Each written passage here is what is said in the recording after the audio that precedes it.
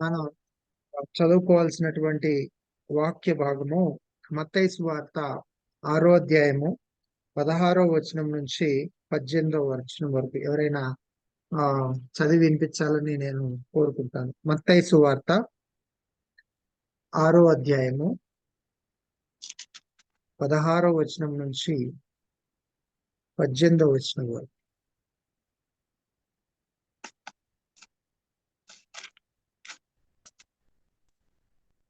చదువుతున్నారా ఎవరన్నా? చదవండి అత్తమ్మ మీరు. మత్తయి సువార్త 6వ చదవండి. అధ్యాయం 16 నుంచి 18 వరకు. 18, అవునండి. మీరు ఉపవాసం చేయనప్పుడు వేషధారుల వలె దుఃఖముఖులై ఉండకూడదు. తాము ఉపవాసం చేయునొచ్చున్నట్టు మనుష్యులకు కనబడవలెనని వారు తమ ముఖములను వికారము చేసుకొందురు. వారు తమ ఫలము పొంది ఉన్నారని నిశ్చయముగా మీతో చెప్పుచున్నాను. ఉపవాసము చేయుచున్నట్టు మనుషులకు కనబడవలనని కాక రహస్యమందున నీ తండ్రికే కనబడవలనని నీవు ఉపవాసం చేయనప్పుడు నీ తల అంటుకొని నీ ముఖము కడుగుకొనుము. అప్పుడు రహస్యమందు చూచుచున్న నీ తండ్రి నీకు ప్రతిఫలం ఇచ్చును. వాక్యంత పర్యంతం. థ్యాంక్ యూ అత్తమ్మ. ఈరోజు వాక్యము చూస్తే మనం చెప్పుకోబోయేటటువంటి దేవుడి యొక్క వాక్యము మనకు చెప్పబోచున్నటువంటిది దేని గురించి అంటే ఉపవాసం గురించి చెప్తున్నది. మనము ఈ లెంట్ డేస్ లో ఈ ఉపవాసం సంబంధించి అందరూ చేసిన వారమై ఉంటాం. ఈ ఉపవాసము కొంతమంది కొన్ని రోజులు చేస్తారు, కొంతమంది ఇంకొన్ని రోజులు చేస్తారు. అయితే ఈ యొక్క దేవుని వాక్యము ఏం చెప్తుంది, ఉపవాసం గురించి మనం ఏం నేర్చుకోవాలి, ఉపవాసము ఎలా చేయాలి, దానిలో దేవుని యొక్క ఉద్దేశం ఏంటి అనే దాన్ని మనం జాగ్రత్తగా ఈ 15 నిమిషాల్లో గమనిద్దాం. ఉపవాసం అనేది దేవుడు ఎందుకు ఏర్పరచుకున్నాడు అనేది మనం జాగ్రత్తగా చూస్తే, ఈ ఉపవాసం గురించి ఇక్కడ వచనాల్లో మనం చూస్తే ఉపవాసము మనుష్యులకు కనబడవలనని కాక అనేది క్లియర్ గా రాసింది. అంటే మనుష్యులకు కనబడవలనని మనం ఉపవాసం చేయకూడదు. ఏదో మేము ఉపవాసం చేస్తున్నాం కాబట్టి మేము గొప్పవాళ్ళం అని చెప్పుకోవటానికి, లేకపోతే మేము ఉపవాసం చేయటం ద్వారా మీకు అనేకమైనటువంటి గొప్ప కార్యాలు జరిగినాయి అని చెప్పుకోవటానికి, లేకపోతే ఉపవాసం చేయటం ద్వారా నేను యొక్క దేవుని మహిమను చూడగలుగుతున్నాను అయ్యి అని చెప్పుకోవటం మనుష్యులకు కనబడవలనని మాత్రం కాకుండా రహస్యమందున్న నీ తండ్రికే కనబడవలనని ఈ ఉపవాసం చేయవలనని దేవుడు మనకి చెప్తున్నాడు. అయితే నీ ఉపవాసం చేయనప్పుడు ఏం చేయాలి అని చెప్తున్నాడు అని అంటే, నీ తల అంటుకొని నీ ముఖము కడుక్కొనుము.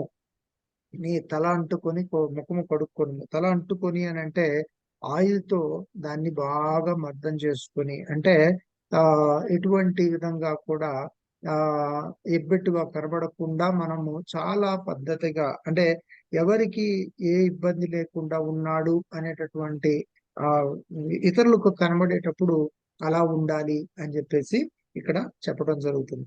అసలు ఉపవాసం గురించి మనం దేవుని వాక్యంలో క్షుణ్ణంగా ఎక్కడ చూడగలము అని అంటే పాత నిబంధన గ్రంథము యెషయా గ్రంథము 58వ అధ్యాయము 2 నుంచి 9 వచనాల వరకు మనం చూడొచ్చు. యెషయా గ్రంథము 58వ అధ్యాయము 2వ వచనం నుంచి 9వ వచనం వరకు. అయితే ఇది పెద్ద వచనంగా అనిపిస్తుంది, కానీ నేను దాన్ని అవసరమైనంత వరకు నేను చదవటానికి ఇష్టపడుతున్నాను. ఇక్కడ మనుషులు ఏ రకంగా ఈ ఉపవాసాన్ని చేస్తున్నారు అనే దాన్ని మనం వీటిల్లో చూస్తే, ఉపవాసం చేయనప్పుడు మనుషులు ఏ విధంగా చూస్తున్నారు అని అంటే 2వ వచనంలో, మేము ఉపవాసం ఉండగా నీవెందుకు చూడవు అని మనుషులు దేవుణ్ణి అడుగుతున్నట్లుంది. మేము మా ప్రాణంను ఆయాసపరుచుకొనగా నీవెందుకు లక్ష్య పెట్టవు అని 2వ వచనంలోనే ఉంది. అలానే ఇది మనుషుల యొక్క వే ఆఫ్ థింకింగ్ అనేది మనం చూసుకోవచ్చు. అంటే ఇంకొకటి దేవుడు చెప్తుంది ఏంటంటే, జమ్ము వలె తల వంచుకొని 5వ వచనంలో మనం చూస్తే, జమ్ము వలె తల వంచుకొని గోనె పట్ట కట్టుకొని ఉన్నంత మాత్రాన ఉపవాసము అయిపోతుందా? బూడిదపరుచుకొని కూర్చుండుట యెహోవాకి ప్రీతికరమా అని దేవుడు అడగటం జరుగుతుంది. అంటే మనుష్యులు ఏ విధంగా ఉపవాసాన్ని తీసుకుంటున్నారు అని అంటే ఈ విధంగా చేస్తే సరిపోతుంది అన్నట్టు అంటుంది. తర్వాత ఇక్కడ మనం జాగ్రత్తగా 2వ వచనంలో చూస్తే దేవుణ్ణి ప్రశ్నించే విధంగా ఉపవాసం ఉంది అనేది ఆ మనుషుల యొక్క ఆలోచనగా ఉంది అని మనం చూడగలం.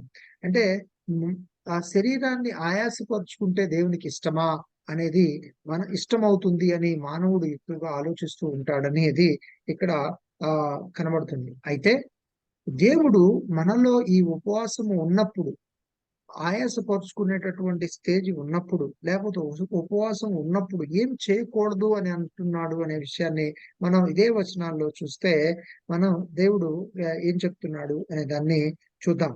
ఒకటి, మీరు వ్యాపారము చేయకూడదు.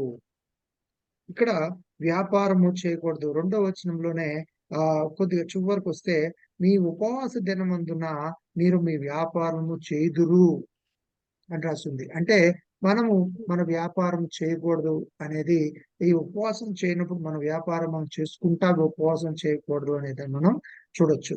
రెండోదిగా చూస్తే మీ పనివారి చేత కఠినమైన పని చేయించుదురు. మీ పనివారి చేత కఠినమైన పని చేయించుదురు అంటే మన పనివారి మీద కఠినమైన పని చేయించకూడదు అనేది దేవుడి యొక్క ఉద్దేశంగా మనం చెప్పుకోవచ్చు. ఇంకా మనం చూస్తే మీరు కలహపడుచు అంటే కలహములు ఒకళ్ళతో ఒకళ్ళు పోట్లాడుకుంటూ ఉంటారు అనేటటువంటిది ఆ ఉపవాస దినమున చేస్తారు అనేటటువంటిది దేవుడు చెప్తున్నాడు. అంటే మనం కలహపడకూడదు, కొట్లాడుకోకూడదు, ఉపవాసం చేసేటప్పుడు ఒకళ్ళతో ఒకళ్ళు గుద్దులాడుకోకూడదు, వివాదములు చేయకూడదు. ఇక్కడ ఇంకా చూసుకుంటే ఏం రాసింది అని అంటే అన్యాయముగా గుద్దులాడకూడదు, వివాదం చేయకూడదు, చేయుచు అన్యాయంగా గుద్దులాడుకోవచ్చు ఉపవాసముందురు అని దేవుడు అంటున్నాడు. అంటే ఉపవాస దినమున ఇవి చేయకూడదు. ఏం చేయకూడదు అని మనం చెప్పుకుందాం, ఇక్కడ మనం జ్ఞాపకం చేసుకుంటున్నామంటే మనం వ్యాపారం చేయకూడదు, తర్వాత మన పని వారి చేత కఠినమైన పనులు చేయించకూడదు, తర్వాత కలహములు ఆడకూడదు, వివాదములు చేయకూడదు, తర్వాత అన్యాయంగా గుద్దులాడకూడదు అనేది దేవుడి యొక్క ఉద్దేశంగా మనం ఇక్కడ చూసుకోవచ్చు. అయితే దేవుడు మన యొక్క ఆ ఉపవాసమును ఏ విధంగా తీసుకుంటున్నాడు, ఏ విధంగా ఉండాలి అని ఆశిస్తున్నాడు అనే దాన్ని చూస్తే మనం 6వ వచనంలో చూడవచ్చు. ఉపవాసము దేవుడికి ఏ రకంగా ఉపవాసం చేస్తే మనకి దేవుడికి అది ఇష్టంగా కనబడుతుంది. 6వ వచనంలో దుర్మార్గులు కట్టిన కట్లను విప్పుటయు, దుర్మార్గులు కట్టిన కట్లను విప్పుటయు, కాడిమాను మోకులు తీయుటయు, బాధింపబడిన వారిని విడిపించుటయు, ప్రతి కాడిని విరగొట్టుటయు నేను ఏర్పరచుకున్న ఉపవాసము కదా. ఒక చిన్న క్వశ్చన్ వేసుకుందామండి. మనం ఉపవాసం ఉన్నాం ఒక రోజు లేకపోతే 2 రోజులు ఉన్నాం, మనం ఎక్కడికి పోవాలనుకుంటాము అని అంటే ఇంట్లోనే ఉండాలనుకుంటాం, లేకపోతే ఇంకెక్కడికైనా వెళ్ళాలి అని అనుకుంటాం అని అంటే ఒక చర్చికి వెళ్ళాలనుకుంటాం, చర్చిలో ఉపవాసం చేద్దాం అని అనుకుంటాం, చర్చిలో ఉపవాసం చేసి ప్రార్థన చేయాలి అని అనుకుంటాం, ఉపవాసం చేసి ప్రార్థన చేస్తే అది చాలా బలంగా ఉంటది అని అనుకుంటాం. కానీ దేవుడు ఏమంటున్నాడు అని అంటే దుర్మార్గులు కట్టిన కట్లను విప్పుడు అది చర్చిలో జరుగుతుందా, లేకపోతే ఇంట్లో జరుగుతుందా, లేకపోతే ఇంకెక్కడైనా జరుగుతుందా అంటే అది మనము దుర్మార్గులు కట్టిన కట్లను విప్పుటకు మనం వెళ్ళాలి. ఎక్కడికి వెళ్ళాలి అంటే ఎవరైనా ఒక పర్టికులర్ దీనిలో ఒకళ్ళని హింసిస్తున్న ప్రదేశం ఉంటే వాళ్ళని అక్కడి నుంచి విడిపించడానికి వెళ్ళాలి. కాడిమాను మోకులు ఎవరి మీదైనా బాగా భారం ఉంది, వాళ్ళ యొక్క ఇంట్లో చాలా భారమైనటువంటి పరిస్థితి ఉంది, వాళ్ళ ఇంట్లో కష్టాలు ఉన్నాయి, వాళ్ళ ఇంట్లో అనారోగ్యం ఉన్నది, వాళ్ళ ఇంట్లలో అదేంటి ఇంకేదైనా అటువంటి శోధన ఉన్నది అని అంటే వాళ్ళ ఇంటికి వెళ్ళి వాళ్ళకి ఉన్నటువంటి కాడిమాను ఆ భారాన్ని మనం తీయటానికి లేకపోతే మన వంతు సాయం చేయటానికి మన యొక్క ప్రార్థన వాళ్ళ కొరకు చేయటానికి మనం ఇష్టపడే వాళ్ళగా ఉండాలి. బాధింపబడిన వారిని విడిపించుటకు మనం వాళ్ళ దగ్గరికి వెళ్ళాలి. ప్రతి కాడిని విరుగొట్టుట, కాడి అంటే అంత ముందు రోజుల్లో మనకు అందరికీ తెలిసిందే, పెద్దవాళ్ళందరికీ తెలుసు. కాడి అంటే ఆ భుజం మీద వేసుకొని కాడి వెళ్ళిపోతా ఉంటాం. ఆ కాడిని విరుగుగొట్టుట అంటే భారం అన్నమాట. అది కూడా భారాన్ని తీసేయటం. ఒక మనిషికి అత్యంత భయంకరమైన భారం ఏంటి అని అంటే ఆ కుటుంబ వ్యవస్థలో అన్ని విషయాల్ని చూసుకుంటా ఉండటం అనేది మనిషికి ఉన్నటువంటి భారం. సంపాదించటం అనేది మనిషికి ఉన్నటువంటి భారం. ఆరోగ్యకరంగా ఉండటం అనేది మనిషికి ఉన్నటువంటి భారం. ప్రతి అవసరానికి డబ్బులు సమకూర్చడానికి సమకూర్చబడటం అనేది మనిషికి ఉన్నటువంటి భారం. ఈ భారంతో ఉన్నటువంటి వారికి ఏమైనా మనం సహాయం చేశామా అనేది మనం ఒకసారి ఆలోచించాలి. ఇలా చేయటం అనేది దేవునికి ఇష్టమైన ఏర్పరచుకొని ఉపవాసము. దేవుడు ఏర్పరిచినటువంటి ఉపవాసం దీని కొరకు అనేది మనం గుర్తు చేసుకోవాలి.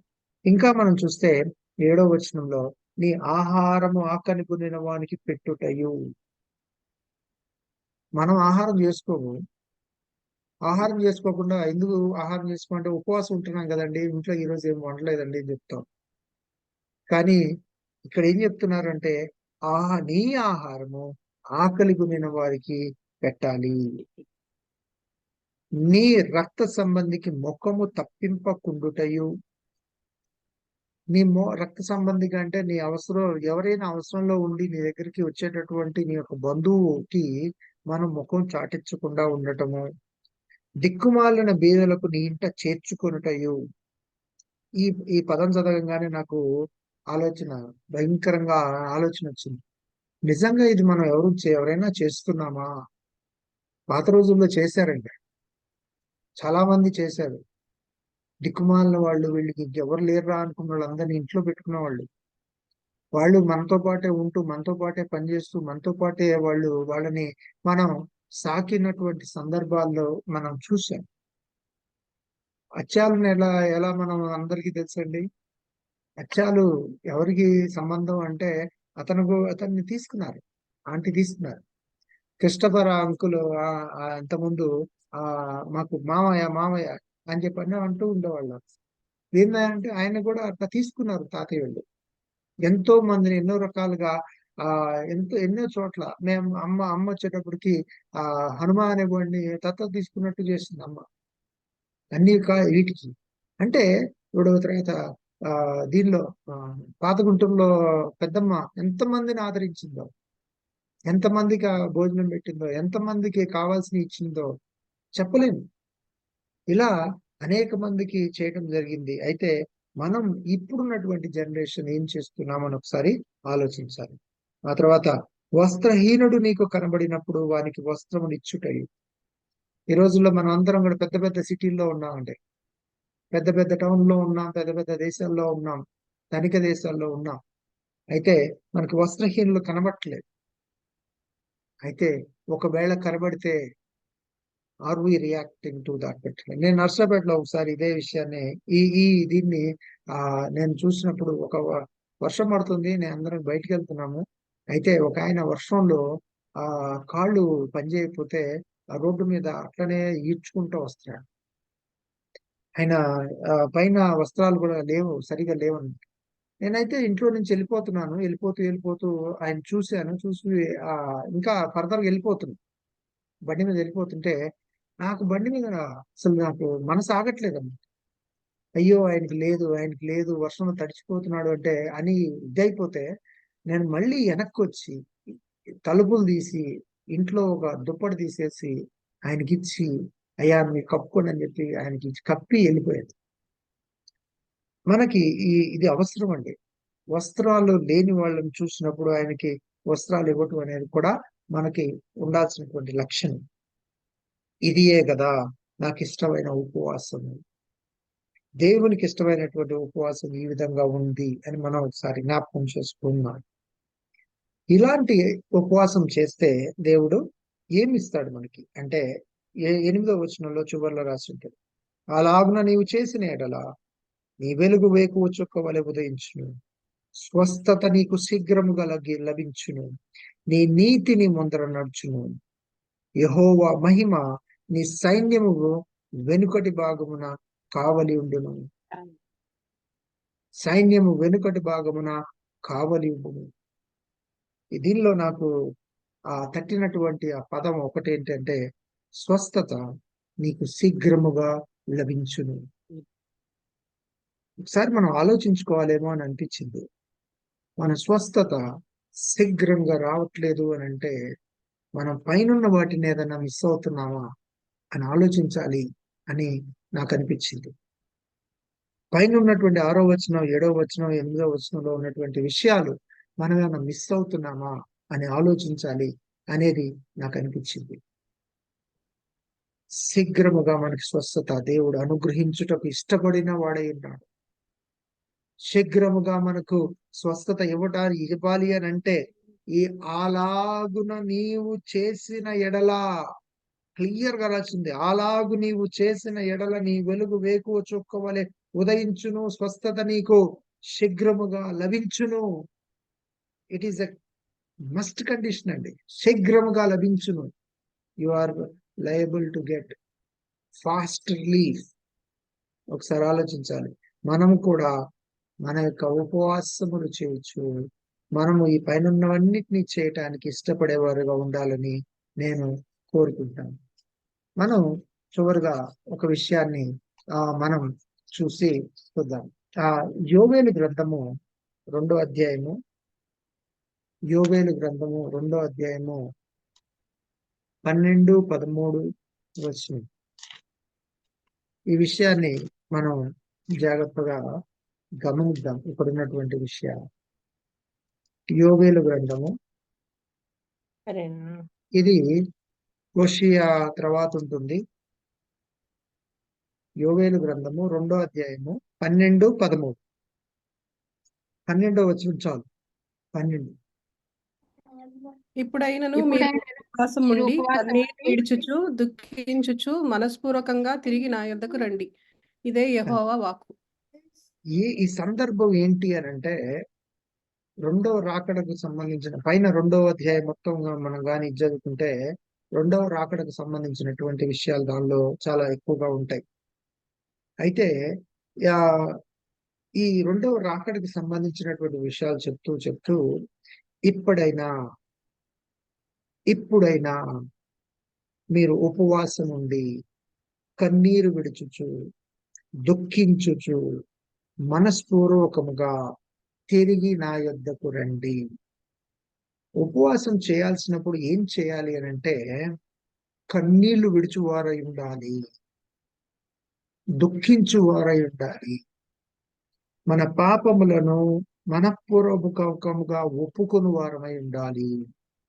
మనము తిరిగి ఆయన యొద్దకు వెళ్ళాలి. జాగ్రత్తగా వినండి. మనం ఆయన దగ్గర ఆల్రెడీ ఉన్న వారమై ఉన్నాము, ఆయనతో నడిచిన వారమై ఉన్నాము, ఆయన మన రక్షకుడుగా ఒప్పుకున్న వారమై ఉన్నాము. ఆయన తిరిగి రండి అని చెప్తున్నాడు.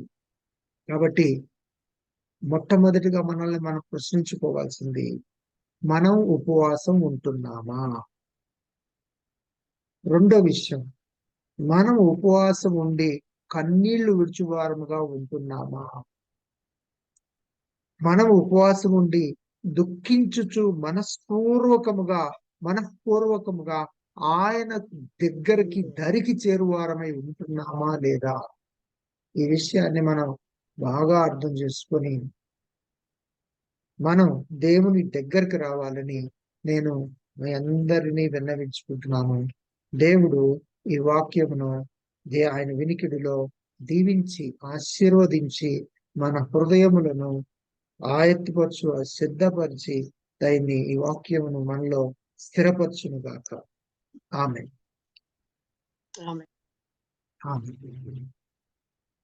Thank you very much.